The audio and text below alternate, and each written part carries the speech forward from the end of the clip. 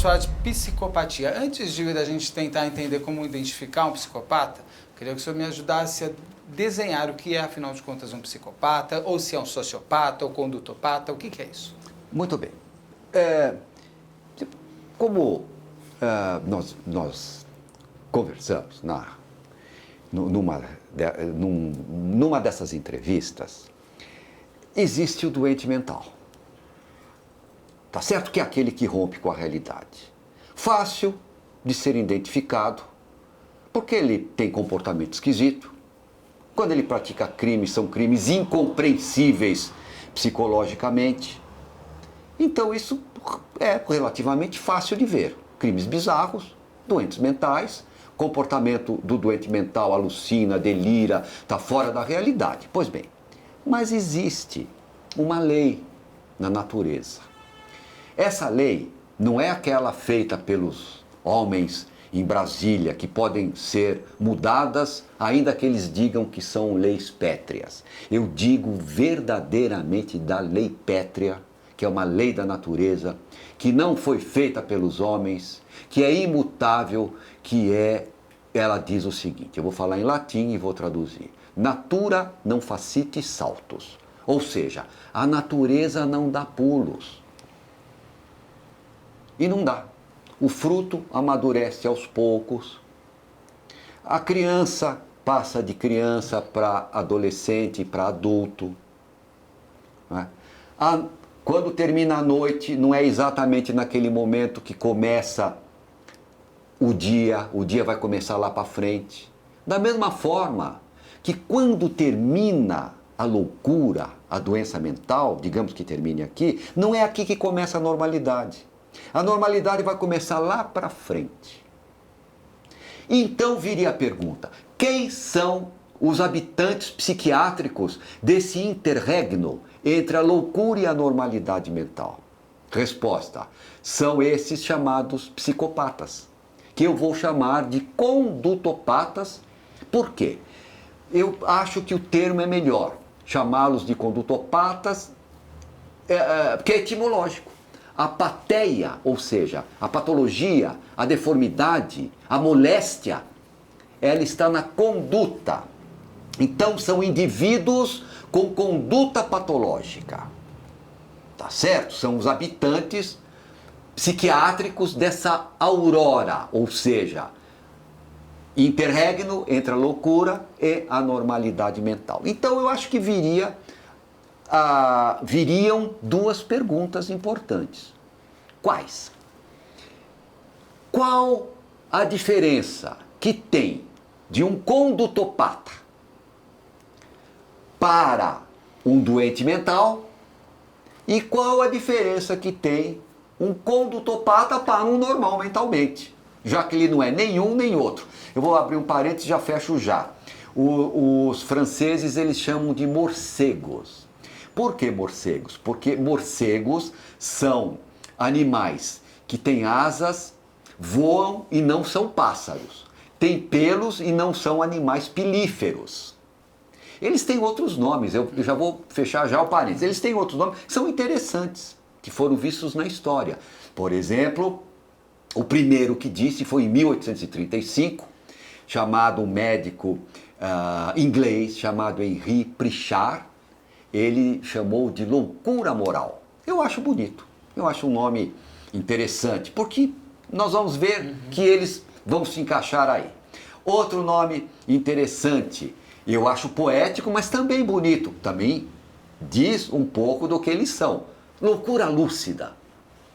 São os loucos lúcidos. Depois veio o nome psicopatas, que foi de 1921, salvo engano, mas na década de 20, de Kurt Schneider, que ele chamou de psicopata. Depois sociopatas, portadores de transtorno do comportamento, são todos sinônimos. Loucos lúcidos, loucos morais, sociopatas, psicopatas, eu chamo de condutopatas, que é o nome que eu gosto. Então, fecho parênteses. Pois bem, então vamos lá. Qual a diferença entre um condutopata e um doente mental propriamente dito? A diferença é que o condutopata, ele não rompe com a realidade. O doente mental rompe. O que é romper? Eu estou escutando vozes, alucinações auditivas. Eu acho que estão me perseguindo, delírio de perseguição. Ou eu começo a ver santos, que eu sou Deus, eu estou num delírio mágico, místico, religioso, etc. O condutopata não. Ele não rompe com a realidade. Ele não alucina, não delira, não tem problema de inteligência. Ele não é um doente mental. Ele não é um doente mental. Isso é básico. Não se pode chamar o condutopata de doente mental, porque ele não é. Então como que nós vamos chamar? É portador de perturbação da saúde mental, que é diferente de ser doente mental. Eu estou sendo bastante técnico, que é a linguagem forense. Ele é portador de perturbação de saúde mental, mas não é doente mental. Pois bem, o que mais difere o condutopata do doente mental? Como ele não rompe com a realidade, ele não tem comportamento social esquisito. Ele pode até ser um manipulador, ele pode ser inteligente.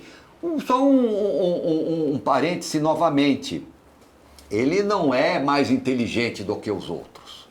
A inteligência é normal, pode ser. Tem pessoas normais que são um pouco mais inteligentes e outras que são um pouco menos inteligentes. Se criou essa lenda, né? Que psicopatas são muito inteligentes. Esta lenda, eu acho que é uma glamorização do cinema, dos romances policiais e só, porque na vida real não.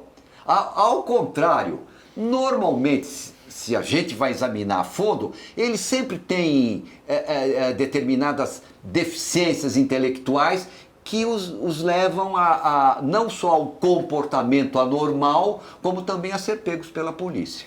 Porque os condutopatas são pegos pela polícia. Esse negócio de dizer que eles ficam escondidos durante a vida inteira, isso é bobagem. Isso não tem praticamente. Bom, nós vamos lá. Então, a diferença de um fronteiriço, que é o condutopata, para um doente mental é essa. O condutopata não rompe com a realidade. Agora, então vem a pergunta também básica.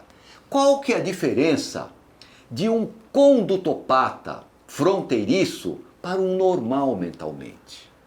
Qual é? Pois bem, eu costumo dizer que é o que o condutopata não tem que o normal mentalmente tem. O condutopata não tem, e isso é básico, ele não tem sentimentos superiores de piedade, compaixão e altruísmo. Sentimentos superiores não existem no condutopata. Sentimentos superiores, piedade, compaixão e altruísmo. Claro que isso tem implicações. Por exemplo, eu me torno absolutamente egoísta. Eu só penso em mim. Só me interessam as coisas que dizem respeito a mim. Então isso é básico, é clássico do condutopata. Uma das perguntas que são feitas para os condutopatas quando a gente vai examinar, e a gente já suspeita que é um caso de condutopatia, é perguntar se ele está arrependido do crime. Isso é clássico. Claro que precisa esperar um certo tempo para fazer uma certa empatia, para poder penetrar no psiquismo do examinando. Então, a certo momento se pergunta, você está arrependido do que você fez? A resposta também é clássica. Claro que estou arrependido, eu estou preso. Ou estão me chamando de monstro, como foi o caso do Fará. Ou daquela moça que foi glamorizada em cinema, etc. A Suzane. Exato. Ela, durante o julgamento, no dia do julgamento, ela estava absolutamente indiferente a tudo. Ela só manifestou uma reação no final do julgamento, quando o juiz falou todos de pé que eu vou ler a sentença. E leu a sentença de 42 anos e não sei quantos meses. Então ela, puxa, eu vou ficar 40 anos presa. E outras coisas mais. No próprio prontuário dela, ela foi entrevistada por uma psicóloga e a psicóloga perguntou se ela estava arrependida do que ela tinha feito. Ela falou assim, olha, eu estou meio arrependida. Mas espera, meio arrependida de ter matado pai e mãe? É porque não está arrependido coisa nenhuma. Então, por quê? Porque eles só pensam neles mesmos. Então o que importa é aquilo que recai sobre eles. Então é clássico isso de que o arrependimento é porque foi preso, não com a sorte da vítima. Ou seja, ele se arrepende de não ter feito um crime melhor Exatamente. para não ser pego e não ser preso. Exatamente. Se ele conseguisse ter feito um crime melhor, ele não seria preso logo, não teria arrependimento de nada, porque nem para isso eu vou me arrepender, não fui preso. Exatamente, é exatamente isso. Ele está arrependido das consequências de ter sido pego e estar preso, mas não com a sorte da vítima. A vítima tanto faz. E eles erram porque são arrogantes também? Ou Sim, erram porque são burros? Não, é um misto dos dois. Tanto de uma certa prepotência de que são melhores do que os outros e não são, normalmente são piores, e porque também tem uma capacidade de raciocínio com certas limitações. Mas elas são imperceptíveis assim no dia a dia, porque eles são manipuladores. Mas vamos continuar. A diferença que tem entre um condutopata e um normal é a ausência de sentimentos superiores, piedade, compaixão e altruísmo. Segundo, a ausência de valores éticos e morais. Porque os valores éticos e morais, eles são importantíssimos. Todas as pessoas têm as pessoas normais. São valores religiosos, são valores sociais, são valores aprendidos em casa ou na rua ou com os amigos, etc., que são freios de comportamento. Por exemplo, os desafetos. A gente às vezes fala, puxa vida, eu gostaria de matar esse desafeto, gostaria que ele morresse, ou algo nesse sentido. Mas entre esse meu pensamento momentâneo e uma ação, existe um abismo intransponível. Por quê? Os freios éticos e morais não deixam. Eu não vou fazer isso porque a sociedade me condena, porque eu tenho filha, minha filha vai ficar sabendo, eu não preciso dar bom exemplo, etc. Nos condutopatas... Porque tem culpa. Porque se sente culpado também, tem remorso. Eu vou dar... exato. Então, isso eles não têm de forma alguma. Então, aí tem uma outra característica extremamente interessante deles, que não existe remorso. Não existe culpa, não existe arrependimento. Eles estão sempre certos. E a culpa é do outro. Sempre do outro. A culpa, se eles tiverem que... Eu tenho um caso clássico que eu gosto muito, que é um caso clássico. Para mim, alguns casos na minha vida de psiquiatra forense, eles são marcantes. Eu examinei muita gente, eu tenho milhares de laudos redigidos, milhares de perícias. Eu só fiz isso na vida, muitos anos de casa de custódia e tratamento psiquiátrico. Gosta do que são os antigos manicômios judiciários. Adoro o que faço, adoro escrever sobre isso, etc. E enquanto Deus me der essa possibilidade, eu vou continuar fazendo, porque eu gosto, eu estou sempre aprendendo. Essa é a grande verdade. Quando a gente pensa que viu tudo, não viu. Tem casos clássicos que, enfim, por exemplo, um dos casos que me chamaram a atenção, já tem 5, 6 anos, mas é um caso clássico, interessantíssimo. Quando eu digo interessante, por favor, me compreendam que é no sentido técnico, no sentido sim, médico. A palavra não é adjetivo por ser... É o caso, por exemplo, do Pesseguini, um caso extraordinariamente desafiador, interessante. Mas vamos lá, vamos continuar no nosso tema. O tema do arrependimento. Então, um dos casos clássicos que eu tenho da psiquiatria forense paulista e brasileira é o caso do monstro do Trianon. Esse é um dos maiores clássicos da literatura. O monstro do Trianon, eu me lembro que quando eu examinei o monstro... Você esteve com ele? Eu examinei, eu fiz o laudo dele é nosso. E eu examinei 2 vezes. O caso do moço do Trianon foi interessante, porque uma eu tive que chamar ele a segunda vez. E aplicar aquilo que eu aprendi na velha guarda do Hospital de Juqueri, no manicômio judiciário, que diz assim: lobo não come lobo, entendeu? Lobo não come lobo. Foi o que eu aprendi com os meus mestres. Lobo não é canibal. Lobo não come lobo, porque na primeira vez ele foi, vamos chamar assim, folgado. O que ele fez? Folgado. O moço Folgado nas respostas, folgado na atitude? Nas respostas, atitude, foi folgado. Então, na segunda vez, eu falei, pedi para reforçar a guarda e chamar.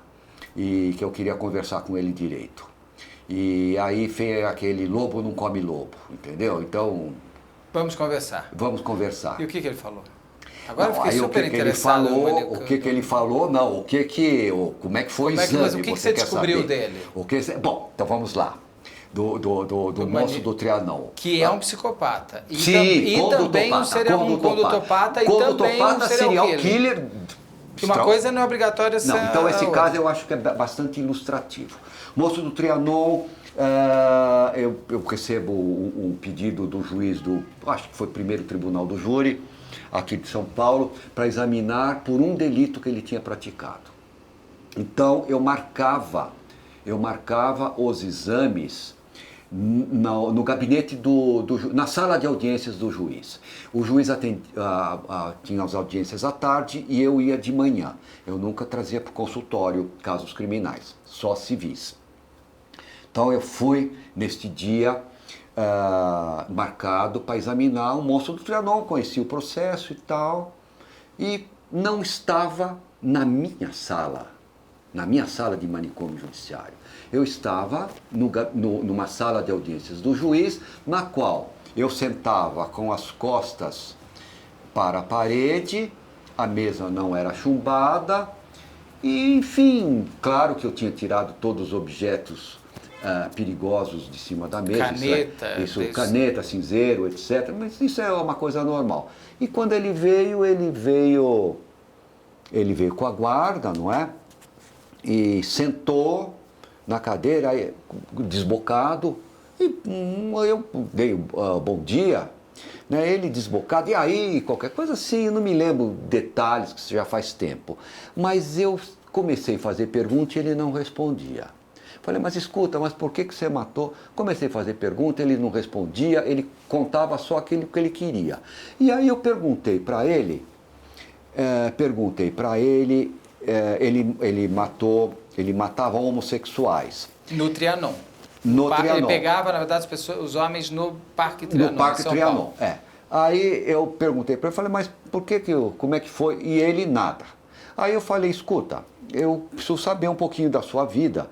E eu queria saber que isso é absolutamente normal. São perguntas que a gente faz, saber a vida sexual da pessoa, homem, mulher, enfim, tem que saber para ver como que começou. Às vezes tem alguns determinantes para um psiquismo futuro, etc.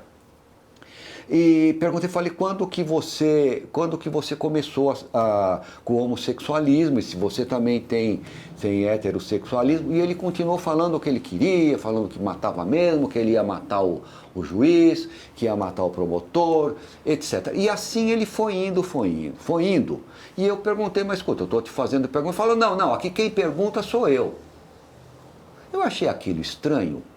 Porque eu nunca tive... Normalmente, os doentes mentais, aqueles que são examinados, eles gostam dos peritos, que os peritos, se puderem ajudar, eles ajudam. Mas eu não sei, ele foi desbocado e começou... Aí eu parei, pedi para a guarda para tirar e levar embora. E não concluí esse exame. E ele ficou desbocadamente fazendo perguntas, não me lembro quais, mas foi desbocado. E aquilo não me saía da cabeça. Só uma coisa, você respondia as perguntas dele? Não, absolutamente não.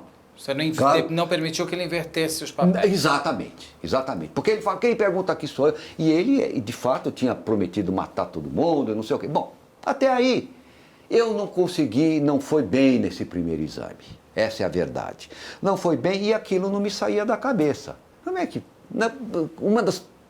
talvez a primeira vez ou a única vez que eu não tive um bom relacionamento com quem eu examino e com um comportamento desse que teve que interromper o exame, etc. Eu falei, agora eu vou me lembrar daquilo que uma ocasião eu aprendi no hospital de Juqueri, que foi com o famoso Passos Mão de Ferro. O Passos Mão de Ferro, ele tinha uma lenda, logo quando eu entrei, lá para trás, lá no início, no Juqueri, que quando os doentes mentais chegavam com camisa de força, o grande doutor Passos Mão de Ferro, ele cortava a camisa de força, punha dentro de um carrinho conversível, um Ford conversível que ele tinha, e saía passeando com os loucos no hospital de Juqueri, levantando poeira pelas alamedas. O Passos Mão de Ferro, na verdade, era um médico. Era um médico. Era um médico psiquiatra. Um médico psiquiatra, o famoso Passos Mão de Ferro. E eu pensei que aquilo era lenda. Para mim, aquilo era uma lenda de Juqueri, que tem tantas outras.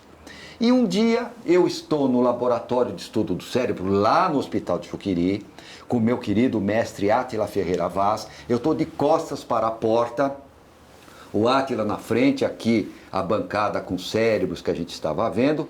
O Átila levanta os olhos assim para a porta e fala, Passos, Passos, Passos. E quando eu vi, falei, Passos, será que é o Passos Mão de Ferro?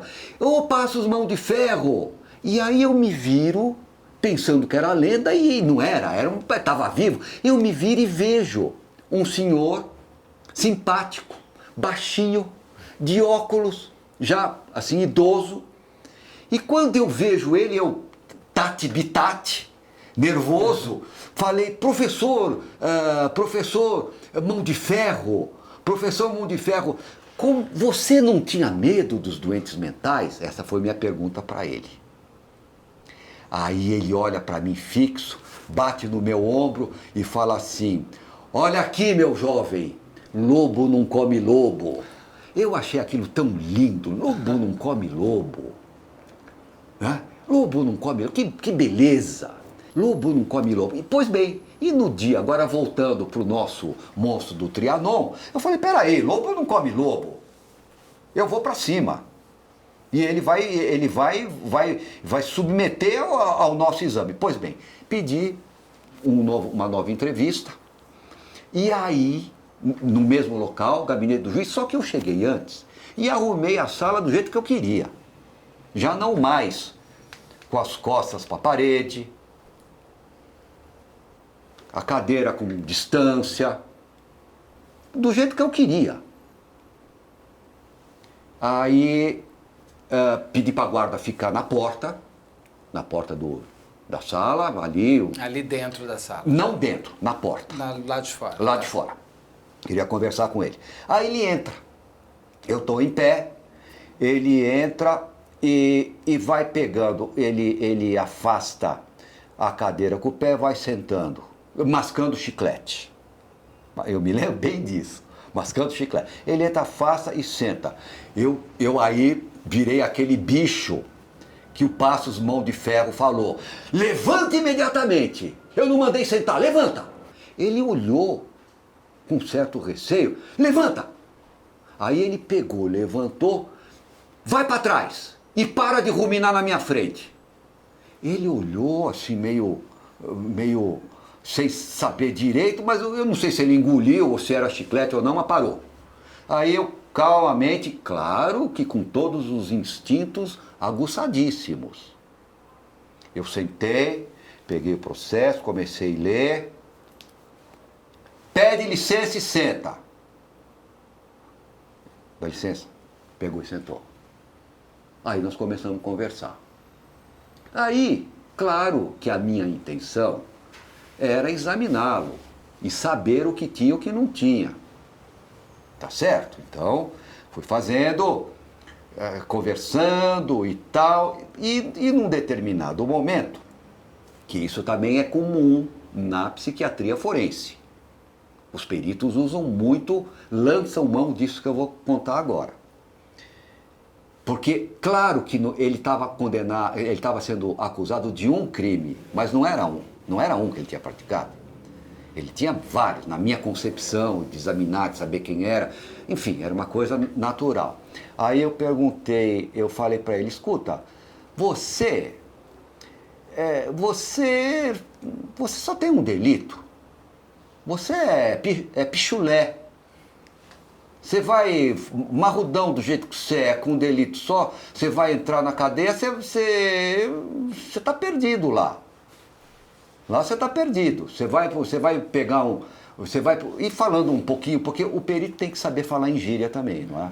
Tem que saber falar em gíria. Do jeito que ele entende. Do jeito que ele entende. Tem que saber, por exemplo, falar na mão, como eles falam, falavam. Hoje em dia eu não sei, porque faz tempo que eu não vejo isso. Mas tem que saber falar. Então, conversando com ele como devia conversar, e falei, olha, eu acabei de examinar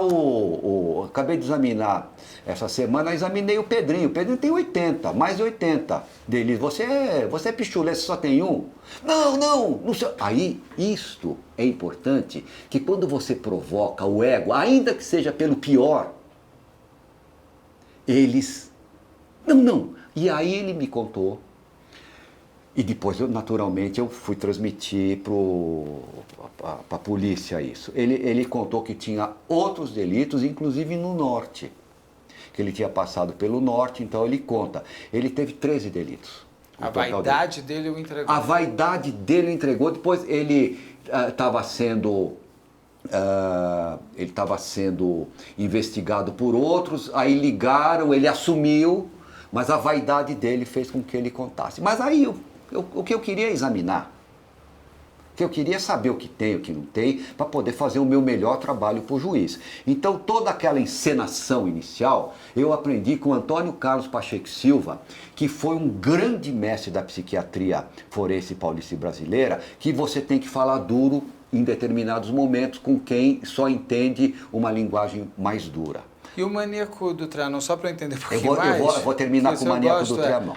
Ele matava porque ele fala por que ele procurava as suas vítimas? Então vamos lá. Aí eu chego para ele, para o monstro do Trianon, e já estávamos com um bom papo, ele respondeu direitinho, ele sentiu que... Porque eles não são bobos, né? Eles se adequam. Aí eu falei para ele me escrever uma carta sobre os motivos que ele tinha feito esses delitos e principalmente esse que ele estava sendo julgado no momento. E eu tenho essa carta. Essa carta é uma pérola. É uma das cartas lindas. E ele diz, num determinado momento, isso para voltar para o nosso tema do arrependimento, do condutopata. Ele escreve isso. Quer dizer, quando você escreve, você tem até tempo para pensar, e o ideal é você se fazer de vítima, etc. e tal, como, né? Ele escreve isso, está escrito, que ele não tem culpa pelo crime que ele praticou. Você sabe quem ele culpa? Ele culpa a vítima de ter convidado ele para ir tomar um drink na casa dele.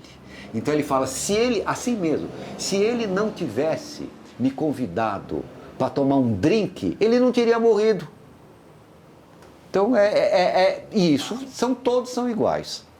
Mas ele se fazia de garoto de programa do Trianon? Ele era garoto de programa, ele sempre foi, ele vivia a vida inteira dele, desde os 11 anos de idade, 11 ou 13, eu não me lembro bem, que ele era sustentado como um garoto de programa, então ele tinha viagens, dinheiro, etc., e matava as vítimas. Mas não 100% das vítimas que ele pegou? Não 100%. E o que fez ele matar essas especificamente, essas 13, Eu 14? tenho a impressão que ele era um matador por prazer de matar. Porque quando ele contava os crimes, e principalmente esse último crime, ele contava com prazer.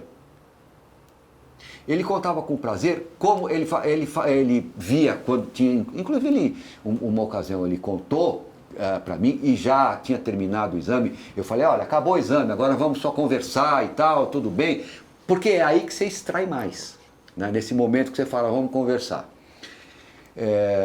Igual os jornalistas, sim, né? Vamos fechar o... Agora em off aqui, me conta uma coisa, a gente faz isso. Exato, mas é ótimo. É o melhor momento. Então, neste momento, ele contou que aí entrou a guarda para acompanhar ele até a carceragem, ele contou como ele fazia para matar essa vítima. Então ele contava com requintes de perversidade, como ele espetou a faca.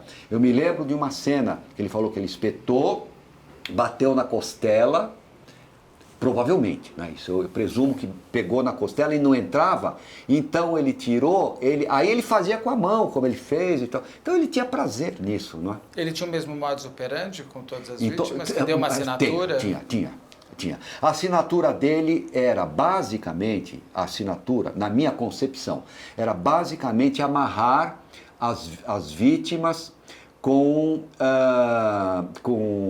roupas e gravata, roupão. Nesta última, ele amarrou com aquele cinto de roupão e pôs meia na boca da vítima, para a vítima não gritar. E isso é verdade. E ele contava, eu pus porque eu não queria que gritasse, para não fazer barulho. Então, e também não roubava. Era coisa pouca que levava. Ele violentava as vítimas, não? Ele, neste caso específico, teve ato sexual, nesse caso específico. Nas outras eu não segui, porque eu participei da perícia dessa que pegaram, que foi a 13ª. 13ª descoberta, hein?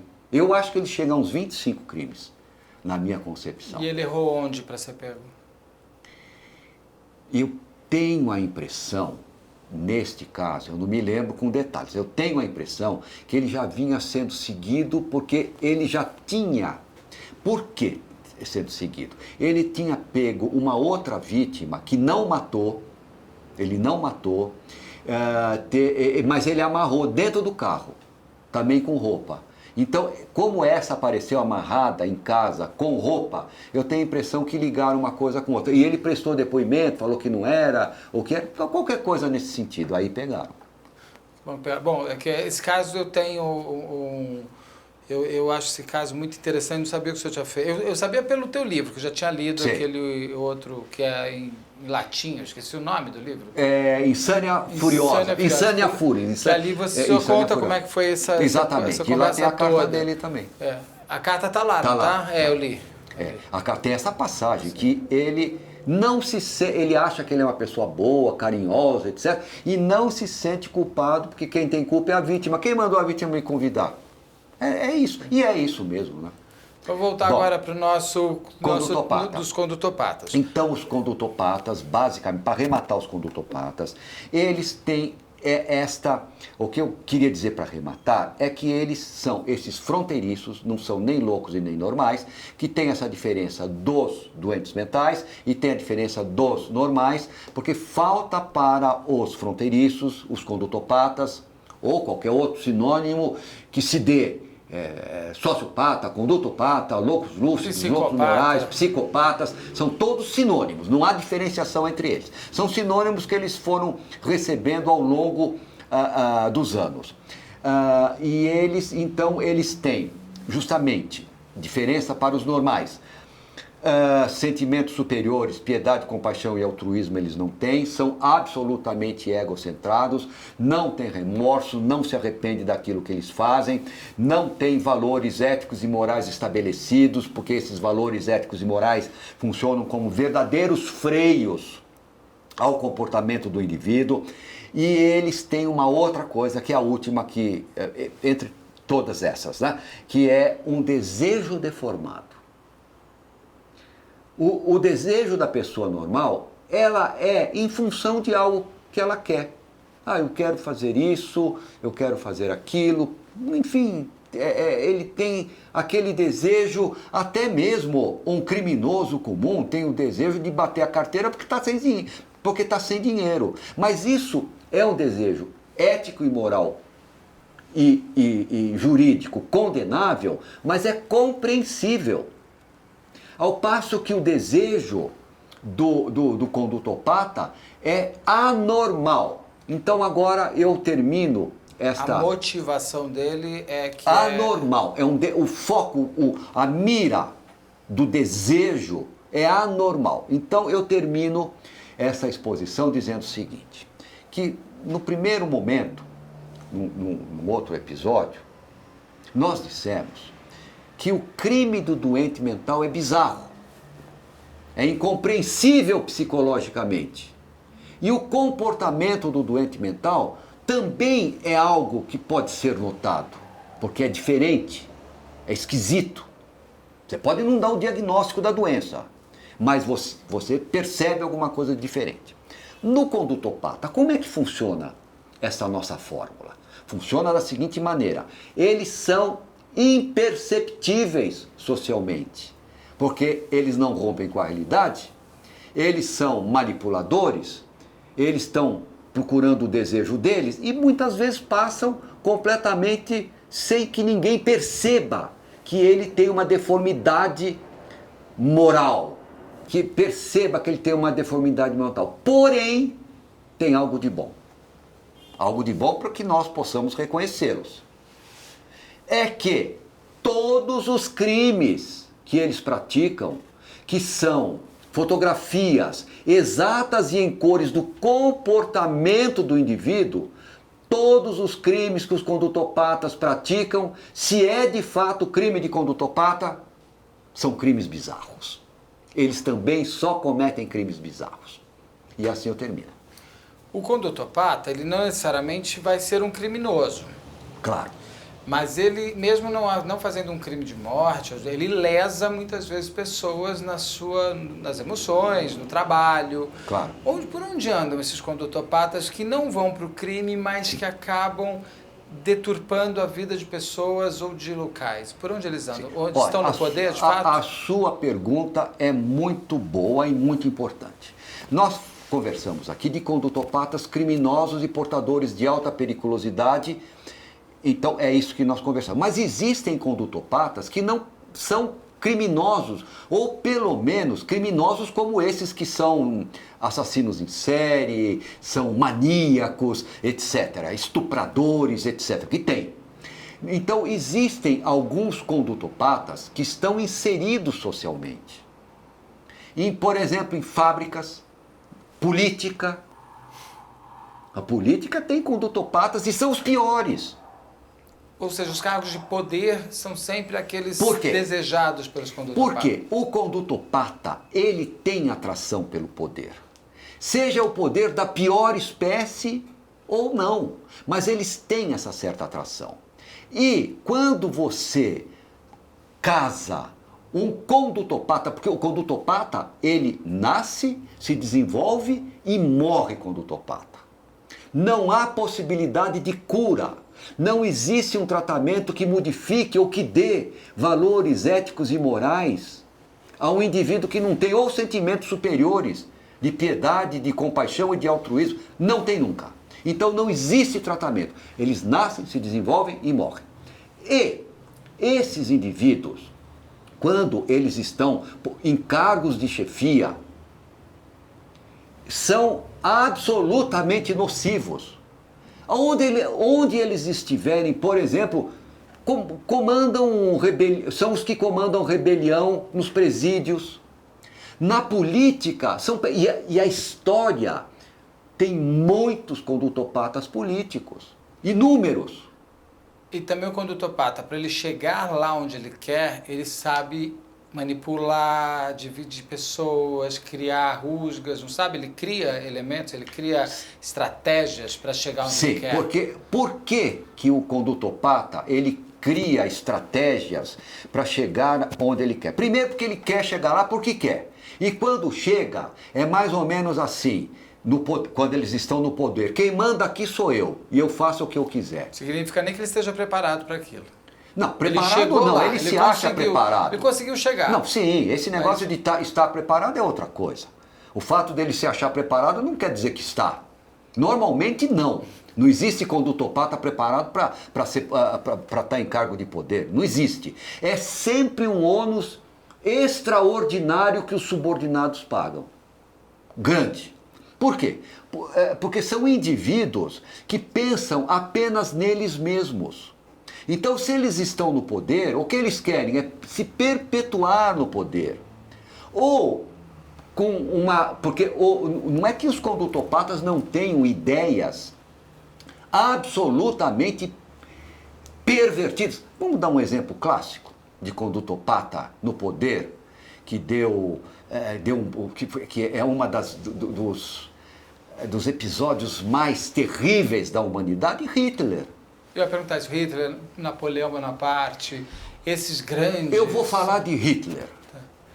É um típico condutopata que achava que se sentia superior, que tinha capacidade de falar, etc. E fez o que fez. Um condutopata serial killer, né? Porque ele matou todo mundo que ele quis matar. Claro. E daí para mais. Genocida. Então, como ele, tem outros tiranetes. O mundo está cheio de tiranete, que esses são de extrema periculosidade.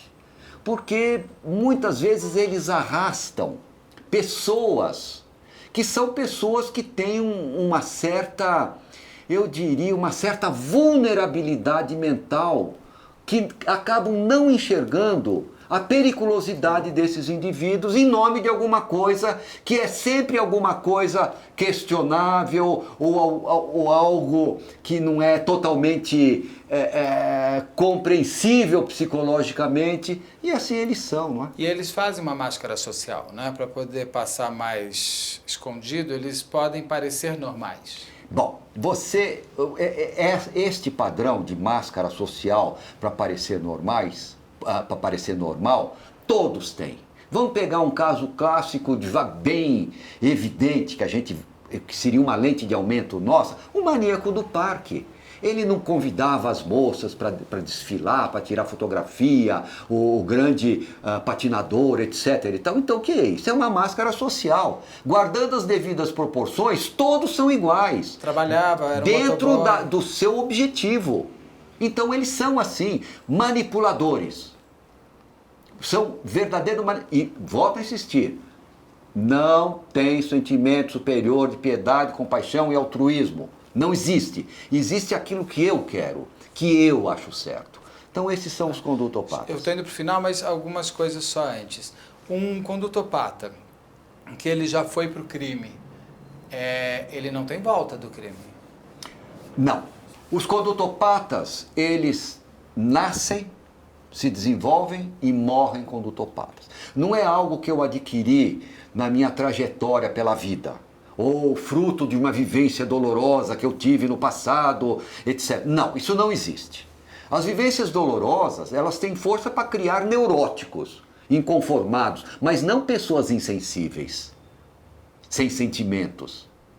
Eu posso ser um neurótico que estou inconformado com isso ou com aquilo por uma vivência dolorosa minha do passado, mas não que eu vou ser insensível e ficar fazendo algo nesse sentido. Pois bem, então eles nascem, normalmente é uma deformidade orgânica, muitas vezes mensurável, tecnicamente mensurável no cérebro. Eles se desenvolvem dessa forma e morrem assim. E não existe um tratamento que possa levá-los a ter aquilo que eles de fato nasceram sem. Então o que deveria ser feito com o maníaco do parque, por exemplo? Seria ele é um psicopata serial killer. Sim. Ele vai sair da cadeia. Qual seria melhor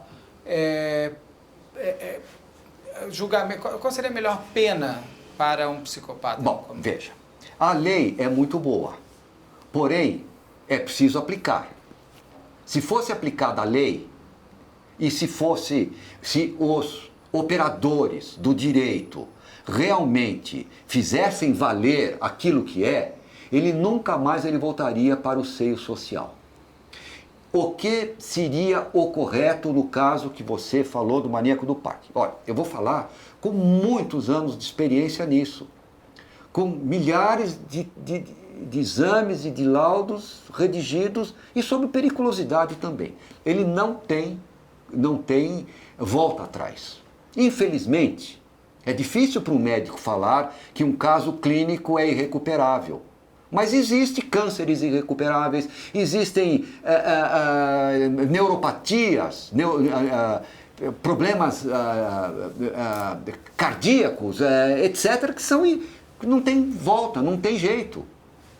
Então, no caso, e assim é em psiquiatria, no caso do maníaco do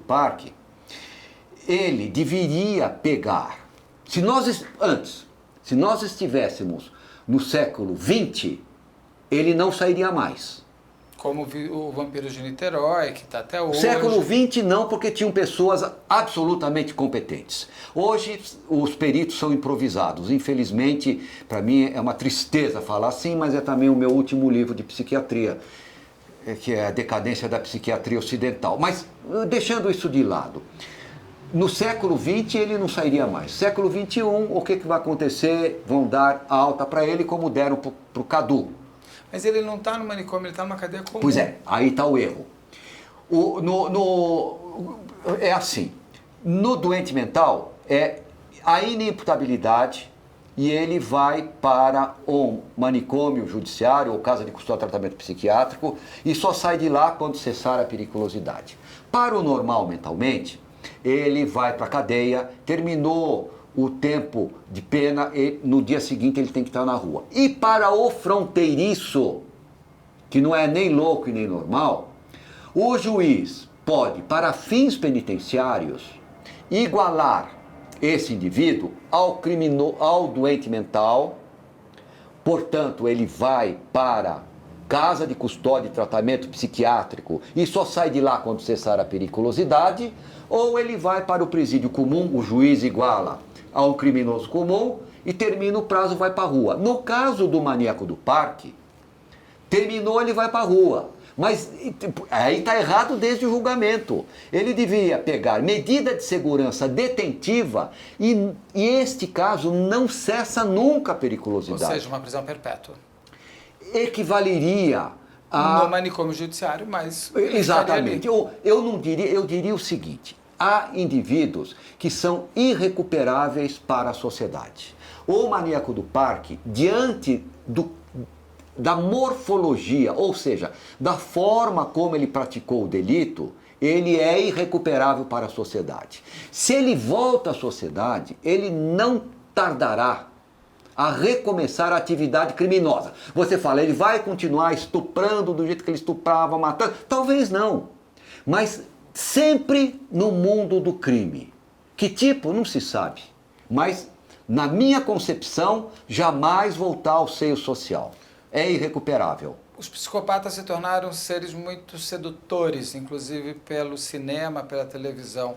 Quem seduziu quem? O psicopata seduziu o cinema, que nos seduziu. Por que as pessoas têm tanto interesse pelos psicopatas? Eu acho a sua pergunta muito boa.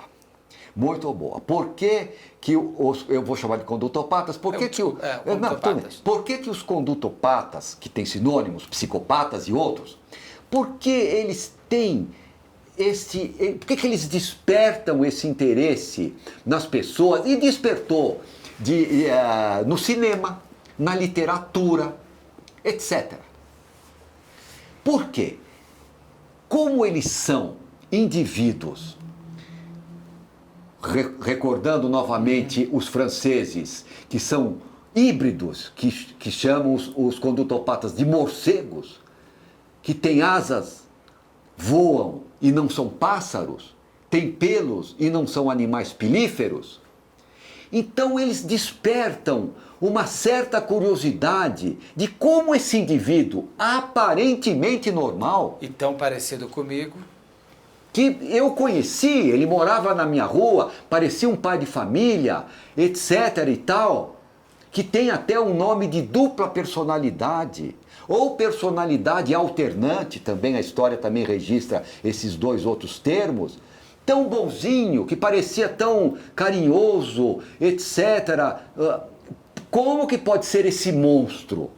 Então, talvez esses dois polos aparentes é que levam ao cinema e à literatura, e lá, com todo respeito, eles são glamorizados, porque eles não são gênios, não têm a caridade, que às vezes já tem até romances que eu vi como se eles tivessem rasgos de caridade. Não tem. Se eles têm caridade, ou se demonstram caridade, é porque eles estão querendo alguma coisa. Eles estão manipulando, através desse comportamento caritativo, alguma coisa que eles querem. e foram pegos, logo não são tão inteligentes. Talvez os psicopatas inteligentes a gente não saiba nem quem são, porque esses não foram pegos também, criminalmente falando. Tô entendendo que eu digo assim, eles são muito ardilosos, eles conseguem pensar muito bem. Se conseguissem pensar melhor, não seriam pegos pela polícia.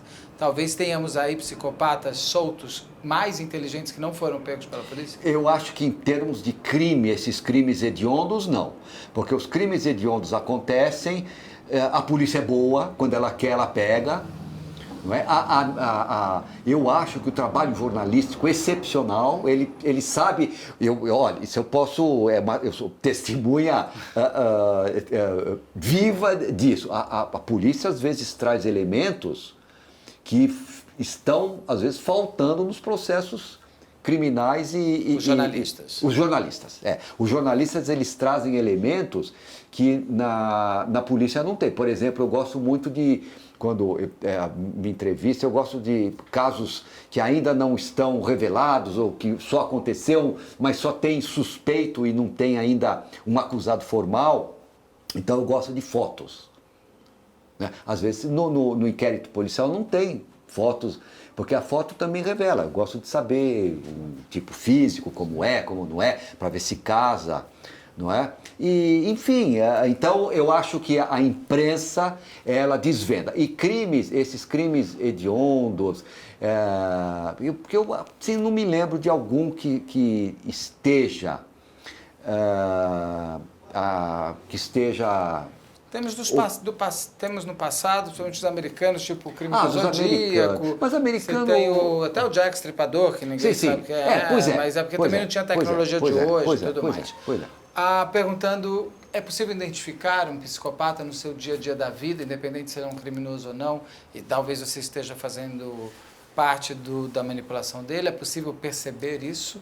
Boa pergunta. Resposta, não. Por que não? Por que é difícil, quase praticamente impossível, reconhecer um indivíduo condutopata verdadeiro? Porque você tem que ter o diagnóstico se faz pelo histórico. Não é por um tipo... Eu posso ter até um comportamento condutopático, aparentemente condutopático. Não digo de crime, etc. Mas, por exemplo, de alguma coisa, uma vingança, um destempero qualquer. Mas eu vou me arrepender. Eu nunca mais vou fazer. Eu vou me recriminar, se for normal. Então, esses comportamentos todos nós, às vezes, praticamos. Não é nada assim absolutamente rígido. Agora, o condutopata é contumaz. Então, o diagnóstico de condutopatia se faz levantando os antecedentes pessoais. Como nasceu, como foi o desenvolvimento neuromotor, como é que foi o comportamento escolar, como é que foi o comportamento no trabalho, se foi insubordinado no trabalho, o que fez na vida, etc. E aí vai... Né? Então não dá para saber. Só se você tiver um conhecimento profundo daquela pessoa, você suspeita. Pode suspeitar e até ser. Mas no dia a dia, assim, não é quase impossível. De cara você não pega também, né? Não. Nem todo condutopata é um serial killer, mas todo serial killer é um condutopata? Não. Mas isso a gente vai conversar no próximo muito programa. Bem. Sobre serial killer. Obrigado, Muito obrigado. doutor. Eu que agradeço. Obrigado.